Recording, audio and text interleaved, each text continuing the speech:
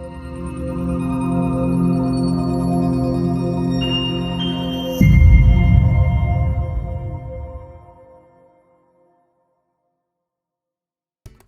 আলাইকুম বন্ধুরা, welcome to kalponikstudio। আমি আপনাদের এমএস ওয়ার্ড সম্পর্কে বিস্তারিত শিখাবো। তো এমএস ওয়ার্ডের একটা সাদা পাতা থাকে, এখানে হচ্ছে আমরা বিভিন্ন ধরনের ডিজাইন, বিভিন্ন ধরনের সিডি, বিভিন্ন ধরনের ডকুমেন্টস লিখে থাকি। তো প্রথমে হচ্ছে আমরা এর ব্যবহার সম্পর্কে শিখবো, বিভিন্ন টুলস এর।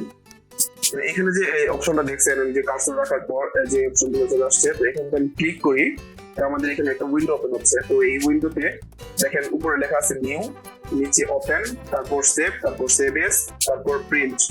তো আমরা যে কোনো কিছু হচ্ছে লিখার পরে তা যদি প্রিন্ট করতে চাই, সেক্ষেত্রে আমাদের প্রিন্ট অপশন গুলো প্রয়োজন পড়বে। তো প্রথমে আমি একটা নতুন উইন্ডো নিব, নতুন পেজ নিব। প্রথমে এই নিউ বাটনটাতে হচ্ছে মাউসের লেফট বাটন ক্লিক করে এটা ওপেন করব। তারপর একটা ব্ল্যাঙ্ক পেজ নিব। আমরা ইচ্ছে করে টেমপ্লেট ইউজ করতে পারি, টেমপ্লেট গুলো আমরা ইউজ করবো না। প্রথমে আমরা একটা ব্ল্যাঙ্ক পেজ নিয়ে কাজ করা শুরু করবো। আমি যদি ক্রিয়েট দিই, তাহলে যে একটা ব্ল্যাঙ্ক পেজ ওপেন হয়ে গেল। এরপর আমরা এই পেজটার একটা সেটআপ করে দিব। আমরা যেহেতু হচ্ছে যেগুলো পাতায় একটা মার্জ করে নিই, মার্জিন করে নিই, এই কিভাবে হচ্ছে পাতাটাতে লিখবো লেখার সুবিধার্থে এবং সৌন্দর্যের কারণে। তো আমরা এই পেজটার যে সেটআপ, সেটাখানে আমরা পাবো হচ্ছে পেজ লেআউটে। আমাদের যে এখানে হোম বাটন আছে, আমাদের এই অপশনগুলো হচ্ছে হোম বাটনের জন্য। তারপর হচ্ছে আমরা যে ইনসার্ট আছে, এখানে ইনসার্টে অনেক ব্যবহার শিখবো আমরা। পেজ লেআউট, পেজ লেআউটের ভিতরে আমাদের হচ্ছে এই যে পেজ লেআউট দেখতে পাচ্ছেন আপনারা, এই যে নিচে যে অপশনটা, এখানে যে হচ্ছে একটা তীর চিহ্ন মতো আছে। আমরা যদি এটা ওপেন করি তাহলে দেখতে পাবো একটা নতুন উইন্ডো। এইখানে দেখেন আমাদের এই পেজটার হচ্ছে একটা সেটআপ দেওয়া আছে। এখানে লেখা আছে টপ, এরপর বটম, রাইট, লেফট। তো আমার টপ যে লেখাটা, এটা হচ্ছে আমাদের উপরের অংশ। আমরা উপরে কতটুকু সাইজ নিব, এখানে ইঞ্চি ব্যবহারে দেওয়া আছে। তো আমরা এটা 1 ইঞ্চি করে দেওয়া আছে ডিফল্ট ভাবে। তো আমরা 1 ইঞ্চি এটা রেখে দেবো। এছাড়া আমাদের যে এখানে যে এরো চিহ্ন আছে, lower class plus upper class, এখানে হচ্ছে আমরা যদি এভাবে ক্লিক করি তাহলে এটা বেড়ে যাবে, আমাদের এভাবে ক্লিক করব এটা নিচে চলে যাবে। তো আমরা যেভাবে আছে ডিফল্ট অপশন হিসেবে জানবো। এরপর হচ্ছে পেপার সেটআপে যাবো। পেপার সেটআপ থেকে আমরা সাধারণত A4 পেজে লেখা ট্রাই করব। আমরা A4 ঠিক করে নিলাম, ডিফল্ট একটা ওয়াইড এবং হাইট চলে আসছে। এরপর আমরা এখান থেকে আমরা পেজটাতে কোঅর্ডিনেটটা দিব, মানে হচ্ছে আপনার লম্বালম্বি ভাবে আমরা এই পেজটাতে হচ্ছে লেখার চেষ্টা করবো। আমার ইচ্ছে করলে যেটা হচ্ছে প্যাটার্ন বা বলা হয় আর কি, আমরা ল্যান্ডস্কেপে ক্লিক করলে এটা হাতের হয়ে যাবে। আমরা হচ্ছে 40 লিখবো। এরপর যদি ওকে বাটনে ক্লিক করি তাহলে আমরা এই পেজটার সেটআপটা কমপ্লিট করে নিলাম। এখন ধরুন আমি যদি এখানে কিছু লিখি,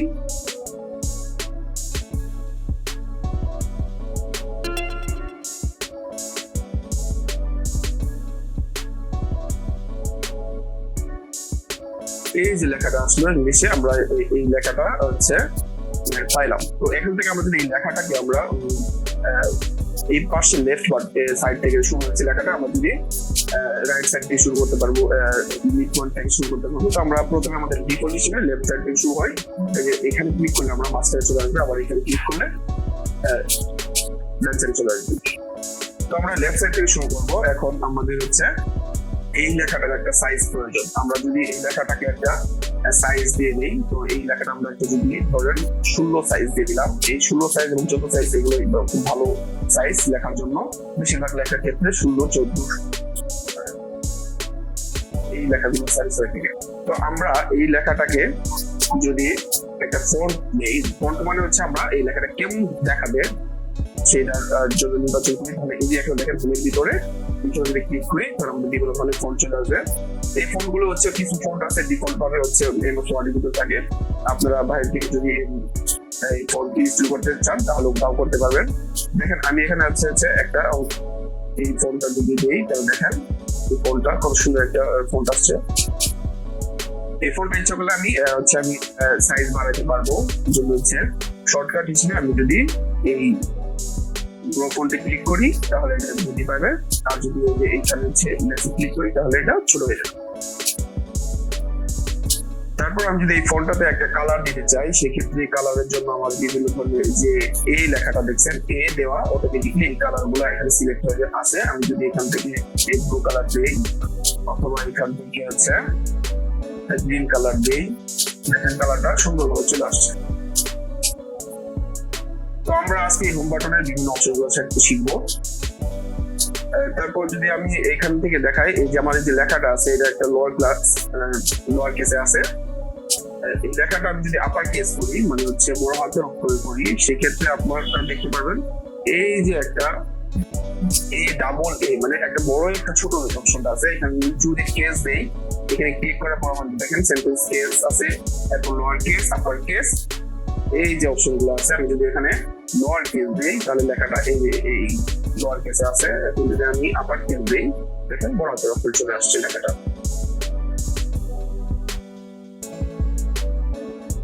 তো আমি যদি এই লেখাটাকে হচ্ছে লোয়ার কেসে রাখি,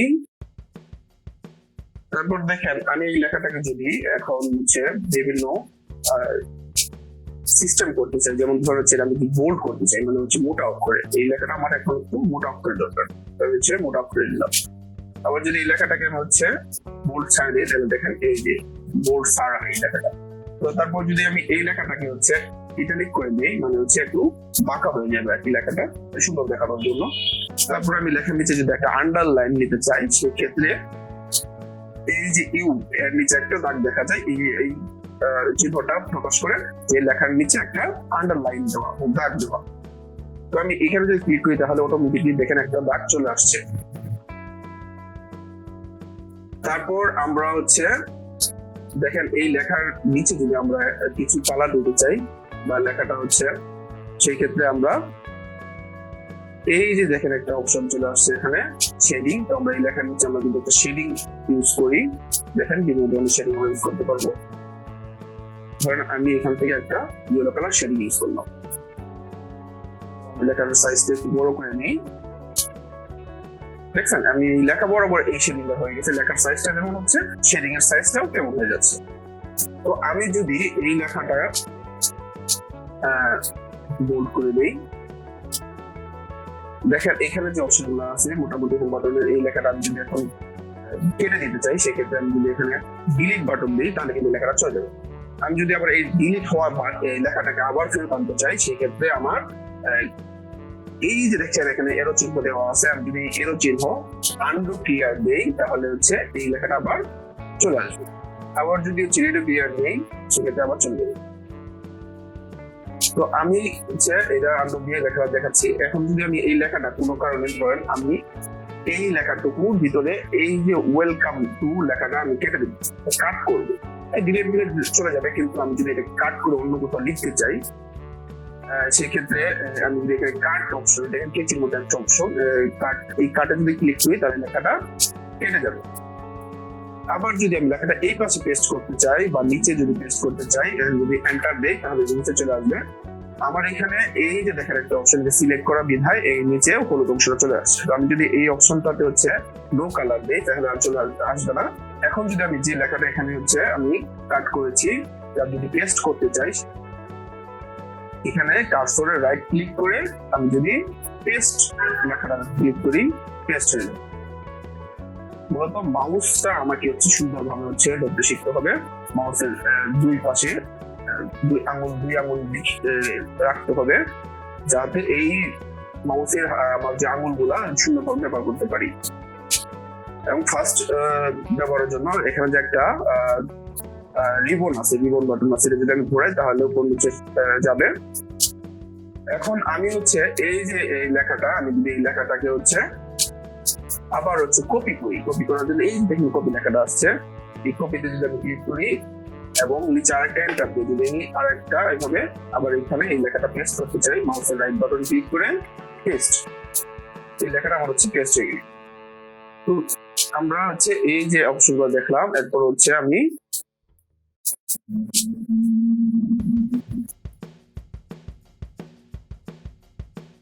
আপনাদের দেখাবো হচ্ছে এই এখানের অপশনগুলোর ভিতরে এই যে একটা বুলেটস অপশন, আমি এই বুলেট অপশনটা আপনাকে দেখাবো। যে বুলেট অপশন দেখানোর জন্য আমি যদি এই বুলেটে ক্লিক করি আমি বিভিন্ন ধরনের বুলেট সিলেক্ট করতে পারবো। তো আমি সেক্ষেত্রে হচ্ছে প্রথম যেটা আমি একটা টিক সিলভার বুলেটটা এইখানে যে অপশনটা আমি ক্লিক করি, এখানে আমার একটা বুলেট তৈরি হয়ে গেল।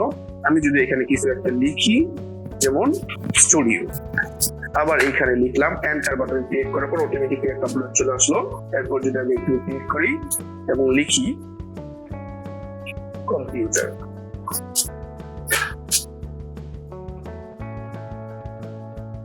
তো এইভাবে একটা আমি যেগুলো কিছু লিখতে পারবো, অটোমেটিক্যালি এগুলো হচ্ছে অপশনগুলো চলে আসতেছে। তো আমি ইচ্ছে করলে এই বুলেটে যদি ক্লিক করার পর এগুলো চেঞ্জ করতে চাই, সেক্ষেত্রে এখানে আবার রাইট ক্লিক করে এই জন্য একটা বুলেট সিলেক্ট করে দেই, সেক্ষেত্রে এই বুলেট হবে।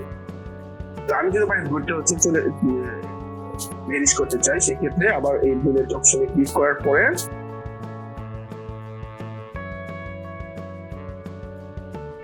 এইভাবে ক্লিক করে দিই, তাহলে এই বুলেটটা চলে যাবে।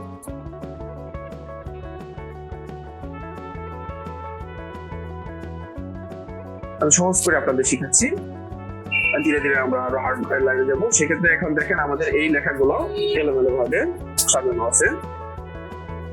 তো আমি এখন এই লেখাগুলোকে যদি একটা নাম্বারিং করতে চাই, সেক্ষেত্রে আমাদের এই যে দেখেন এই পাশে বুলেটের পাশে একটা অপশন আছে নাম্বার।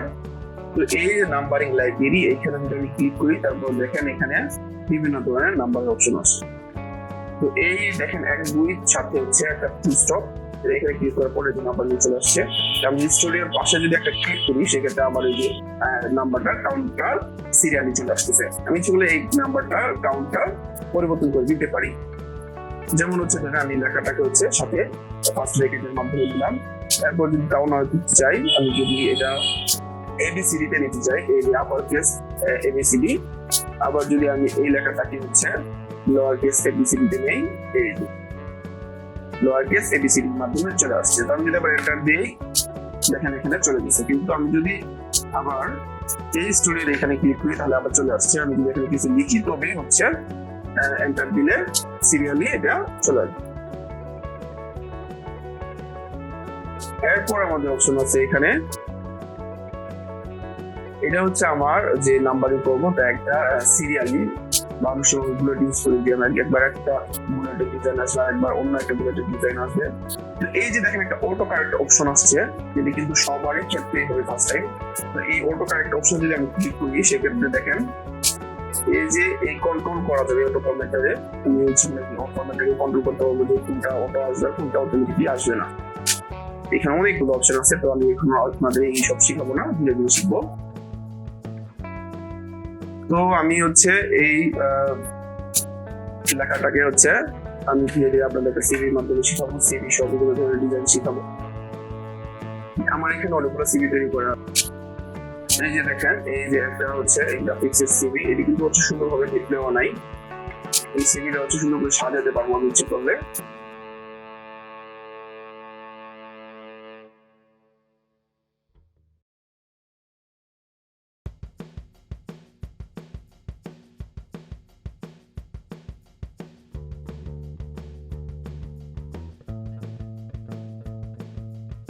তো আমরা ধীরে ধীরে এরকম একটা সিভি তৈরি করা শিখবো, ধাপে ধাপে আমরা অপশনগুলো শিখবো।